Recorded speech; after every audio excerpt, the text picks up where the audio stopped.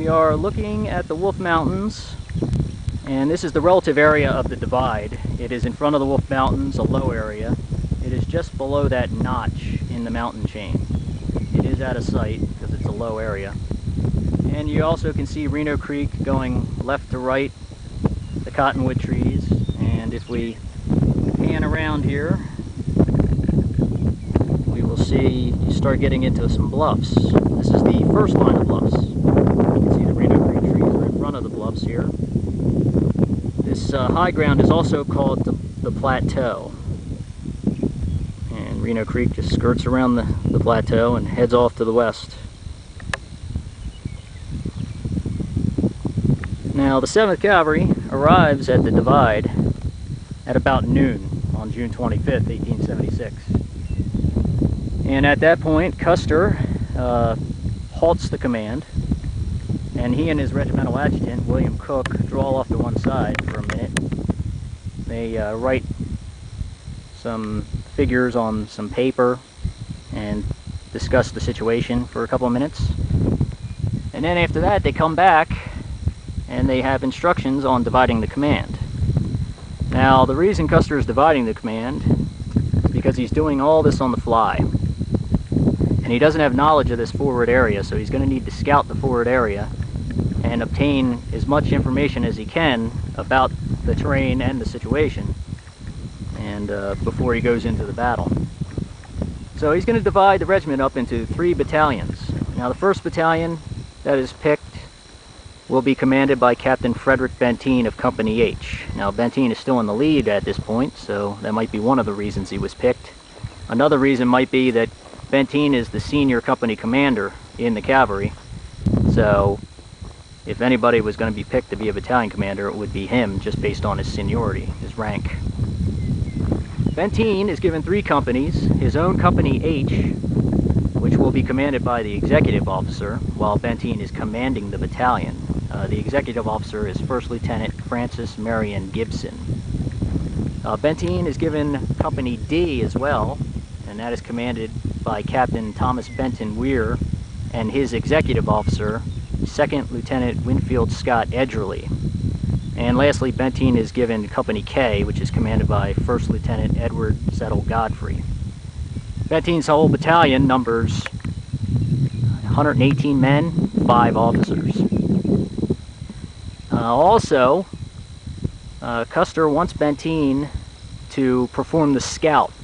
Out of the 3 battalions, Benteen is given the scout portion. Benteen is to move off to the left at an angle of 45 degrees and move up to the high ground, and the plateau will be the first high ground that he actually reaches.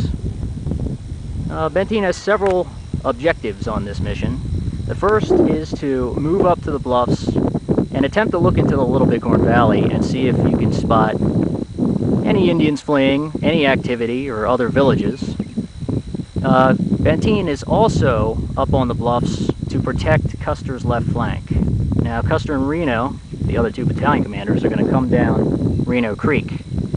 So their left flank is going to be wide open to the valleys to the south. And there could be satellite villages in those valleys, so Benteen is up on those bluffs off to the left to basically cover the left flank, basically scatter any Indian villages that might be there.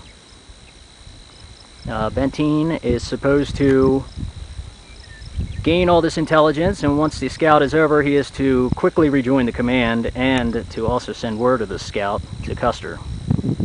And Benteen is basically going to be moving off to the left at about 12:15. Now, Custer next turns to Major Marcus Albert Reno, the 2nd in command of the regiment.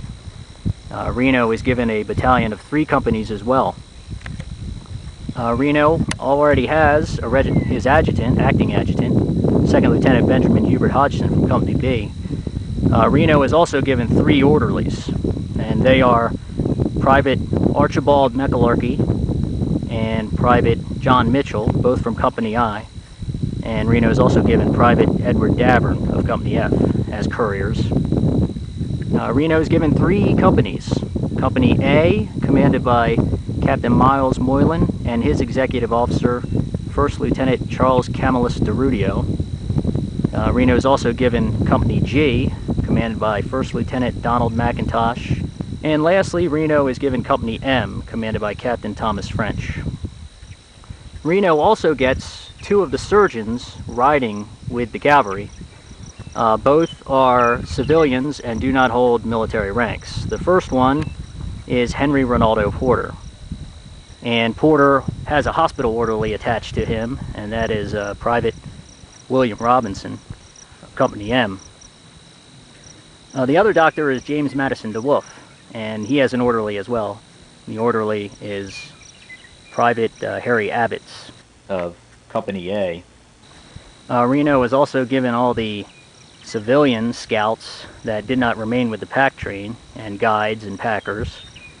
And basically, he has 9 officers and something like 130 men. Reno will later on be given command of the 35 Ree, Arikara, and Dakota Sioux Scout Detachment, which is being commanded by Varnum and Hare.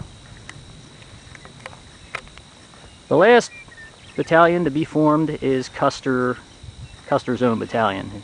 He will personally command it. It's 5 companies. The first company is Company C, commanded by 2nd Lieutenant Henry Moore Harrington. Company E, commanded by 1st Lieutenant Algernon Emery Smith, and his executive officer, 2nd Lieutenant James Garland Sturgis. Company F, commanded by Captain George Wilhelmus Yates and his executive officer, 2nd Lieutenant William Van Wyck Riley. Company I, commanded by Captain Miles Walter Keogh, and his executive officer is 1st Lieutenant James Ezekiel Porter. And lastly is Company L, commanded by 1st Lieutenant James Calhoun and 2nd Lieutenant John Jordan Crittenden from the 20th Infantry. He has been detached. He is the executive officer for Company L. Riding with the battalion, Custer Battalion, is the headquarters staff. And the staff is numbering 23 individuals this day. Obviously you have Lieutenant Colonel, Brevet Major General George Armstrong Custer commanding the regiment and personally commanding the battalion. You also have Captain Thomas Ward Custer, the C Company commander, but he is detached with headquarters to act as aide-de-camp to his brother. And we also have 1st Lieutenant William Winter Cook, the regimental adjutant.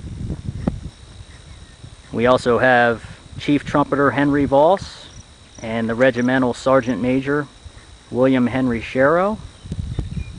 And we have George Edwin Lord, who is a regimental surgeon. He's a 1st lieutenant, does hold a military rank. And also attached with him is Corporal John J. Callahan of Company K as the hospital orderly. Also riding with the staff is 2nd Lieutenant George Daniel Wallace, the Company G executive officer. He has been detached and is riding with the staff as the 7th Cavalry's acting engineering officer. And Wallace is busily writing down the official times, the movement of the 7th Cavalry, and writing down important events along the way. Custer also has 3 orderlies. The first is Sergeant Daniel Knipe of Company C. He also has Trumpeter Giovanni Martini of Company H and Trumpeter Henry C. Dose of Company G. There are 2 guidon carriers or kite flag bearers with Custer's headquarters as well. The first is Sergeant John Vickery, who is carrying the 7th Cavalry standard, the regimental standard. And the second is Sergeant Robert H. Hughes of Company K. He is carrying Custer's personal headquarters flag.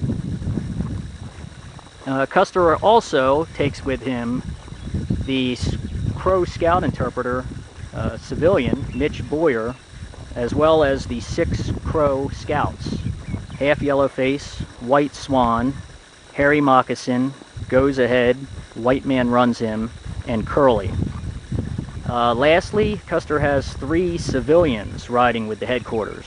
The first is Boston Custer, the 27-year-old younger brother of George and Tom.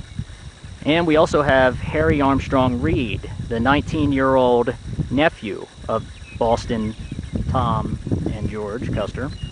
And lastly, the last civilian is Marcus Henry Kellogg, He's a newspaper correspondent for the Bismarck Tribune, and he is along to document the victory in the campaign. So Custer's battalion numbers 13 officers and 220 men at this point. So basically that's all the detachments and all the battalions made up and all the commanders. And at 12:15, Benteen moves off to the left up toward the high ground here, the first line of bluffs, the plateau. Reno and Custer move off to the right, and they actually start coming down Reno Creek here, following the trees. And now we will move on to the next segment, which will be the first valley and the first line of bluffs.